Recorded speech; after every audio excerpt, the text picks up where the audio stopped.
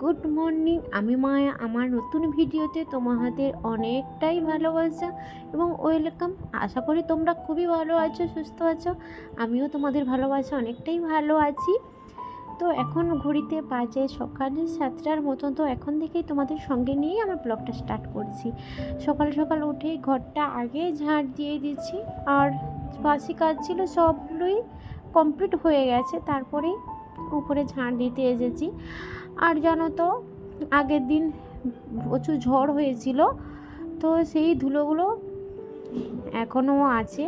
কারণ আমি বাপের বাড়িতে চলে গেছিলাম, কেউ আর ঝাড়ই দেয়নি, তো তাই অনেকটাই ধুলো। তো সেগুলোকে পরিষ্কার করছি। তো আজ আর মোছামুছি করবো না, শুধুই ঝাড় দিলাম। তো পরের দিন মুছে নেব। তো মাংস নিয়ে এসছে, বলছে দুবেলার হবে, মানে এখন হবে, মানে দুপুরবেলা হবে আর রাত্রেবেলা হবে।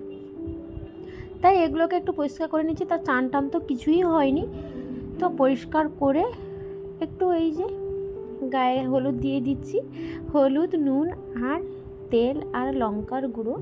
তো মাখিয়ে মেরিনেট করে রেখে দেবো। আমি রান্না করতে অনেকটাই দেরি হবে, যেহেতু আমি চান করবো, পুজো করবো, আসতে অনেকটাই লেট হবে। আর আমার তো সেই বাপের বাড়ি থেকে এসেছিলাম, অনেকগুলো জামা কাপড় তো ডুবিয়েছি, ধোবো সেগুলো। অনেকগুলো জামা কাপড় বলতে আগের দিন তো ধুয়ে নিয়েছি, বাট কিছু জিনিস ছিল, তো সেগুলোকেই ধোবো আর কি। এই জন্য দেরি হবে অনেকটাই, তাই এটাকে মেরিনেট করে রেখে দেবো। আর আমার বাড়ির পাশে যে পুজো হচ্ছে, তো ওখানে আমার মেয়ে ড্রয়িং করতে যাবে। খুব বলছে যে মা যাবো, মা যাবো। তো ওর বাবা মানা করছে, আমি আমার মেয়ে শুনিয়ে নিই। তো ওর ঠাম্মাকে বললাম নাম লিখে দিয়ে আসতে, তো লিখে দিয়ে এলো। তো মেয়ে যাবে, তার জন্য একটু রেডি করতেই হবে। রেডিও করে দিয়েছি, এই দেখো চান করে নিয়েছি। আর আজকে কেন শাড়িটা পরেছি, কারণ আমি ওখানে যাব অনুষ্ঠানের কাছে, তাই শাড়িটা পরেছি। আর দেখো আমার কি বুদ্ধি, এতগুলো মাংস, এতগুলো আলু এই ছোটো কড়াইতে হবে না, কিন্তু ভুল করে আমি ওই কড়াইতে তেলটা গরম করে আলুটা ঢেলে দিয়েছি। তারপরে মাথায় এলো, হায় রে, এটাতে তো হবে না।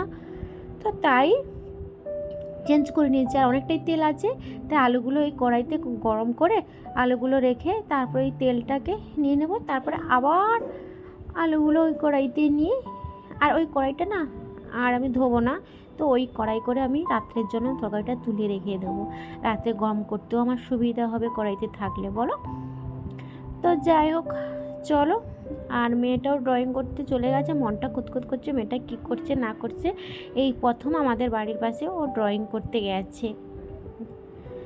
তো দেখো আমি কিন্তু আলুগুলো একদম তুলে নিয়েছি, লঙ্কা টঙ্কা সব ভেজে নিয়েছি। তো রান্নাটা করি, চলো। আর এই কড়াইতে রান্না করতে খুব ভালো, এটা একটু পাতলা করা, রান্না করতে দারুণ লাগে। সমস্ত তরকারি তাড়াতাড়ি গরম, তাড়াতাড়ি হয়ে যায়।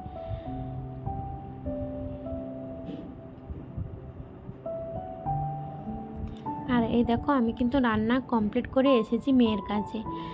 দেখো মেয়ে কিন্তু ড্রয়িং করছে, অনেকগুলোই ছেলে ড্রয়িং করছে। দেখো বেশি একটা নয়, খুবই কম, ছোট ছোট বাচ্চা, তো খুবই ভালো লাগছে ওরা ড্রয়িং করছে।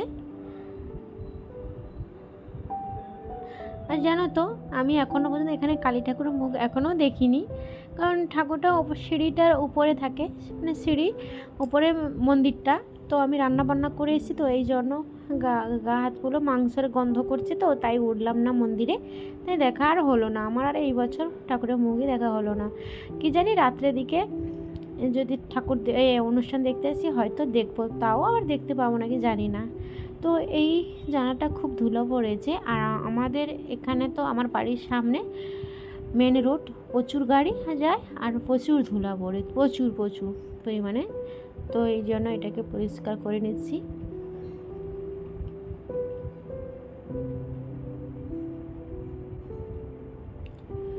আজকে তেমনভাবে কোনো কাজে হাত দিতে পারছি না, ভালোই লাগছে না কি জানি। আর জানো তো, ওয়েদারটা খুবই ঠান্ডা ঠান্ডা, শুধু শুধু ঘুমই পাচ্ছে, কোনো কাজেই হাত দিতে পারছি না। আর এখানটায় আমি বসি বলে একটু মুছেও নিচ্ছি। তো অনেক দিন পরে আমি ছাদে এসেছি, প্রায় অনেক দিন না, অনেক দিন বলতে ভুল, আমি তো রোজই আসি ঠাকুরের পুজোর জন্য বাসন টাসন ধুতে, কিন্তু এইভাবে একটা শাড়ি পরে আসা একটা ব্যাপারটাই আলাদা। যাই হোক, আর মেঘটা হয়েছে, হয়তো বৃষ্টি আসবে কি জানি, বৃষ্টি এলেও আসতে পারে, তাই এত হাওয়া দিচ্ছে। তো উপরে এসে একটু নিজেকে জুড়িয়ে নিলাম, মনটাও হালকা হলো। আর একজন সঙ্গী থাকলে আরোই তো ভালো হতো, কিন্তু কেউ নেই, একা একা আনন্দটাই করে নিই। আর ওইদিকে যে পুজোর মাইক বাজছে, গানও বাজছে, সেই খুশিতে আরও আনন্দ লাগছে। গানগুলো মুখে গাইছি আর নিজেকে একটু প্রাণটা জুড়িয়ে নিচ্ছি। আর দেখো বলতে বলতে না সন্ধ্যাবেলায় সেই কি ঝড় বৃষ্টি।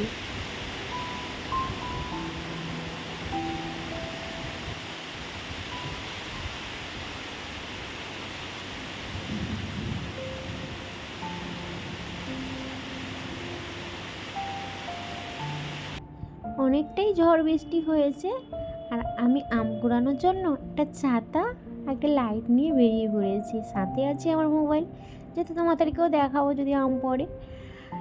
তো কিন্তু আমি অনেকগুলো গাছের গোড়া থেকে ঘুরলাম, একটাও আম পেলাম না, পড়েই নি। মানে আগের যে বারে যে ঝড় বৃষ্টি হয়েছিল ওই সময় যে আম পড়ে গেছে, কমই হয়েছিল গাছে, যে কটা হয়েছিল পড়ে গেছে, আর যে কটা আছে গাছেই আছে। তো শক্ত হয়ে গাছে আঁকড়ে ধরে রেখেছে, এই জন্য আর পড়েনি। যাই হোক খোঁজাখুঁজি করলাম, পেলামই না।